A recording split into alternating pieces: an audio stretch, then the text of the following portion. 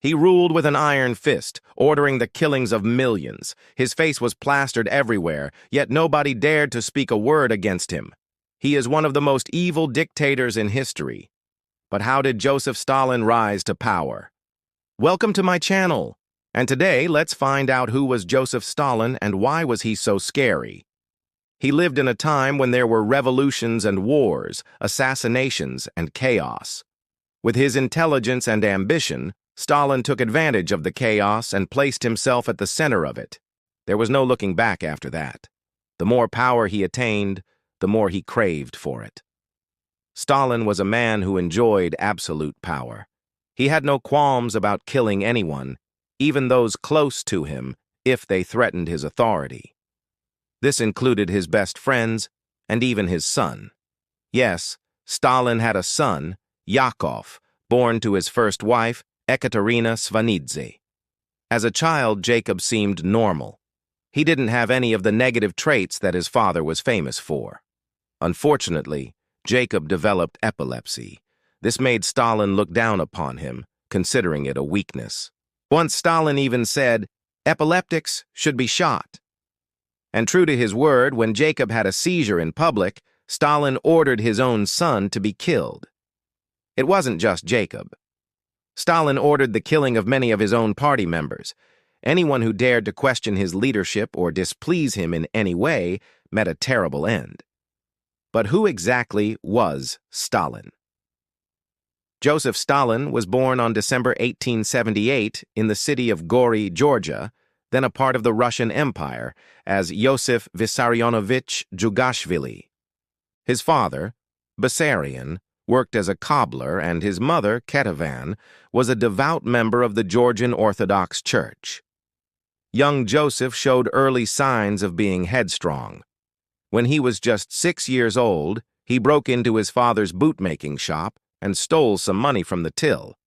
He also had a short fuse and would lash out at people. At age 9, he pushed a younger boy off a stair landing, causing the boy to fall and injure himself. Stalin received a basic education at a church school and learned to read and write. While he was still a teenager, he came under the influence of a local revolutionary, Philip Makaradze. By the time he finished high school, Stalin had embraced Marxism and became a revolutionary himself. Stalin joined the Russian Social Democratic Labor Party, which was later renamed the All-Great Russian Communist Party. He wanted to change the world and make it a better place by getting rid of capitalism. That's what he thought anyway. But Stalin was not against all kinds of work. He was willing to do odd jobs like working as a night watchman. In fact, he did this to pay for his education at the university. Here, too, he became involved in politics and was expelled from the university for participating in a demonstration. By now, Stalin was a well-known revolutionary and was frequently arrested by the police. One time, they caught him stealing food. But it was not hunger that drove him to steal. It was anger. Stalin wanted to punish the rich for their exploitation of the poor. So he was driven by his socialist ideals. Another time, Stalin robbed a bank to support his political activities. His love for robberies did not end there. He was happy to use the money that he got from these activities to live a life of luxury himself. He loved expensive suits and fast cars. As a young man, Stalin traveled around doing propaganda work and getting into trouble with the law.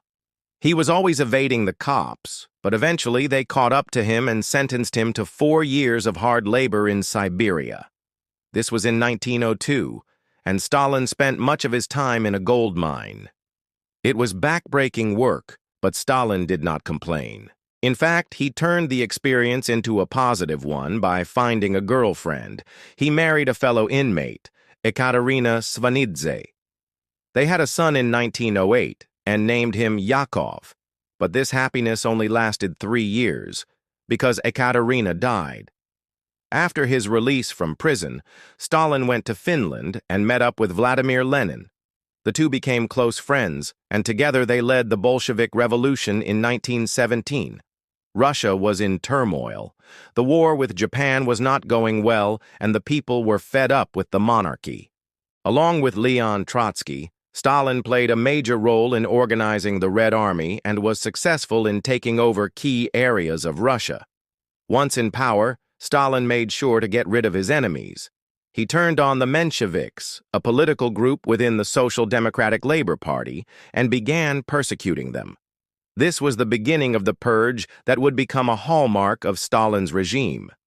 When Lenin became ill, Stalin used his influence to keep him in power and slowly maneuvered himself into the position of General Secretary of the Communist Party. This gave him control of the party apparatus, and he began eliminating his rivals.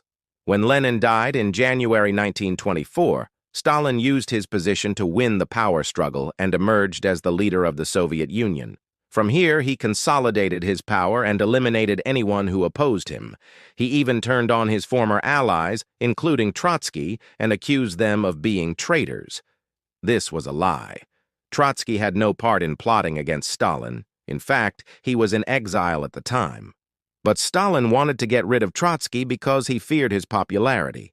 So he launched a smear campaign and blamed Trotsky for the assassination of a prominent Communist Party member. Then he had Trotsky exiled from the Soviet Union. Eventually, Stalin ordered his execution. With Trotsky gone, Stalin turned his attention to other potential rivals. He purged the Communist Party, eliminating anyone he felt could challenge him.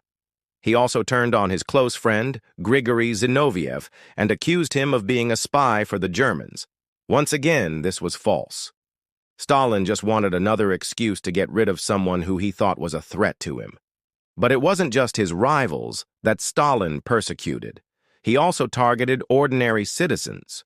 Under his rule, people were arrested for minor offenses, such as owning a radio or listening to foreign broadcasts. He established a system of labor camps where people were sent to work as slaves. Millions of people perished in these camps due to hard labor and starvation. Stalin also took control of agriculture and industry and collectivized the farms. This meant that private ownership of farms was abolished, and they were turned into large, sprawling collective farms owned by the state.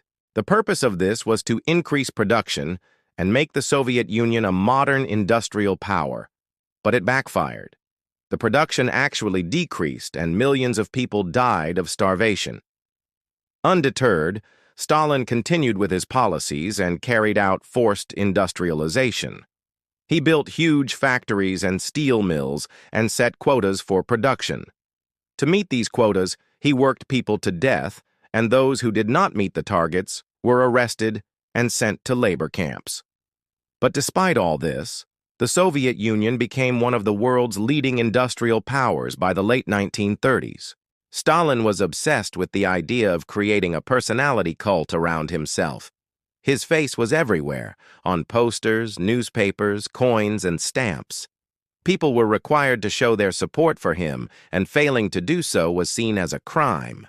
If Stalin found out that someone had spoken against him, they were arrested and taken away in the middle of the night and never seen again. Secret police were everywhere, spying on people and reporting them to the authorities. People lived in fear of being arrested for a crime they did not commit. Stalin's reign of terror continued until his death on March 5, 1953. It's hard to say exactly how many people he had killed, but estimates range from 20 million to 60 million. After his death, Nikita Khrushchev became the leader of the Soviet Union and began denouncing Stalin's crimes. He revealed the extent of the purges and the labor camps and told the world about the atrocities Stalin had committed. Today, Stalin is remembered as one of the most evil dictators in history.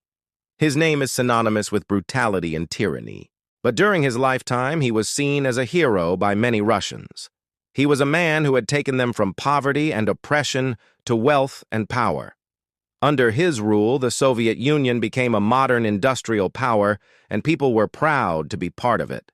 Stalin was a master propagandist, and he used this skill to create a personality cult around himself. He was seen as a father figure by many Russians, and they trusted him implicitly. It was only after his death that the true extent of his crimes was revealed, and people realized the monster they had been living under. If you want to know more about communism and its impact on the world, click here.